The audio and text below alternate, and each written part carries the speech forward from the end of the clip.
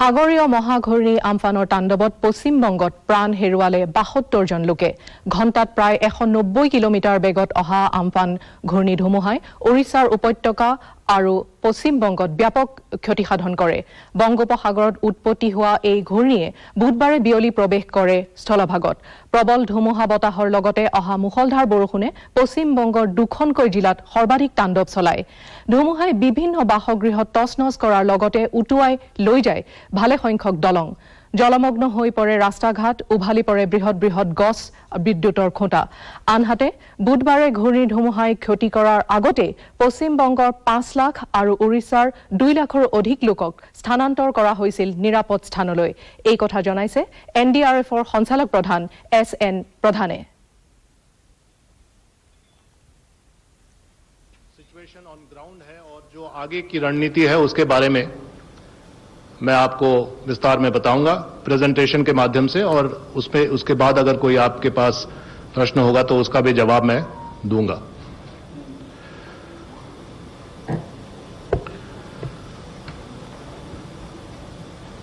सबसे पहला मुद्दा जो आपके सामने मैं रखना चाहता हूं, आप थोड़ा सा प्लीज जस्ट फोटो। जैसा कि मैंने कल भी आपके सामने रखा था, उसमें थोड़ा बहुत ही बदलाव है। NDRF टीम्स का जो रेस्पॉन्स का काम है वो तो साइक्लोन से पहले ही शुरू हो गया था, और जो प्रिवेंटिव डिप्लॉयमेंट या एंटिसिपेटरी डिप्लॉयमेंट है वो काम 4 दिन पहले से ही शुरू हो गया था। साइक्लोन के हिट करने के तुरंत बाद, जो कि दिन में उड़ीसा में हिट किया और आफ्टरनून में वेस्ट बंगाल में हिट किया, दिन में जहां हिट किया उसके तुरंत बाद आफ्टरनून में ही NDRF की टीमें, दोपहर में ही NDRF की टीमें और शाम तक NDRF की टीमें फैन आउट कर गई थी। और उड़ीसा के जिन भी जिलों में उनका डिप्लॉयमेंट हुआ था, जो 7 जिले थे, उन सभी 7 जिलों में डिप्लॉयमेंट के आधार पर कार्रवाई शुरू कर दी थी। मैं आपको SOP के बारे में थोड़ा बताना चाहता हूं। NDRF का ये SOP है कि जैसे ही विंड स्पीड इतना कम हो जाए जिसमें भले आम आदमी निकल ना पाए लेकिन NDRF की टीमें निकल सकती हैं, उसके लिए SOP है, और उसके हिसाब से बाहर निकल आते हैं, जो रिस्क एलिमेंट को मिनिमाइज करने के साथ अपनी कार्रवाई शुरू करते हैं। तो वो कार्रवाई शुरू कर दिया, और पेड़ों को काट के साफ करना, रास्तों को क्लियर करना, इलेक्ट्रिक पोल्स अगर डैमेज हुए तो उनको क्लियर करना, टेलीफोन वायर्स को हटाना, ये सारा जो काम है बदस्तूर जारी कर दिया गया था दोपहर या शाम तक उड़ीसा में। और अंधेरा होने के बाद, क्योंकि लैंडफॉल के बाद अंधेरे तक हवा चलती रही पश्चिम बंगाल के अधिकतर इलाकों में, तो देर शाम या अंधेरे होने के बाद, बिजली नहीं गुम होने के बाद भी, बिजली नहीं होने के बावजूद भी अपने सोर्स और अपने लाइट्स जो हमारे साथ रहते हैं।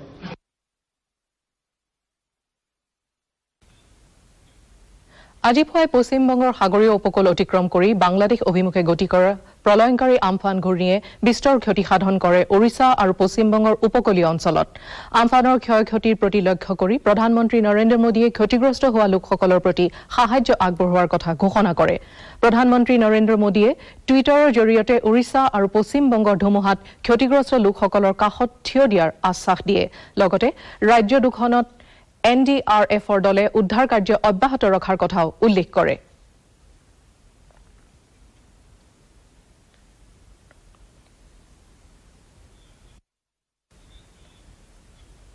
বংগোপসাগৰত উৎপত্তি হোৱা মহাঘূৰ্ণীৰ প্ৰভাৱ ক্ৰমান্বয়ে হ্ৰাস পাই ঘণ্টাত ৫০ৰ পৰা ৬০ কিলোমিটাৰ বেগত প্ৰৱেশ কৰিছে অসম, মেঘালয় আৰু অৰুণাচল প্ৰদেশত, যাৰ ফলত পুৱাৰে পৰা অসমৰ কেইবাখনো জিলাৰ লগতে মেঘালয় আৰু অৰুণাচলত দেখা গৈছে মুষলধাৰ বৰষুণ।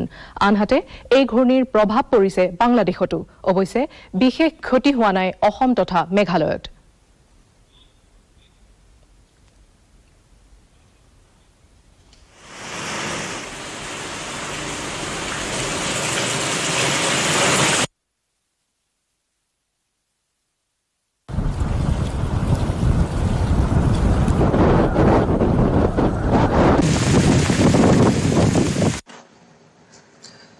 आज 21 मई 2020 को सुबह 8:30 बजे जो साइक्लोनिक स्टॉर्म अम्फन है वो बांग्लादेश के पास लैटिट्यूड 24.7 डिग्री नॉर्थ और लॉन्गिट्यूड 89.5 डिग्री ईस्ट के पास अवस्थित था, जो कि करीब 270 किलोमीटर नॉर्थ ईस्ट कोलकाता से, और धुबरी से दक्षिण करीब 150 किलोमीटर, और रंगपुर जो कि बांग्लादेश में है उससे साउथ ईस्ट दिशा में करीब 110 किलोमीटर की दूरी पर अवस्थित था।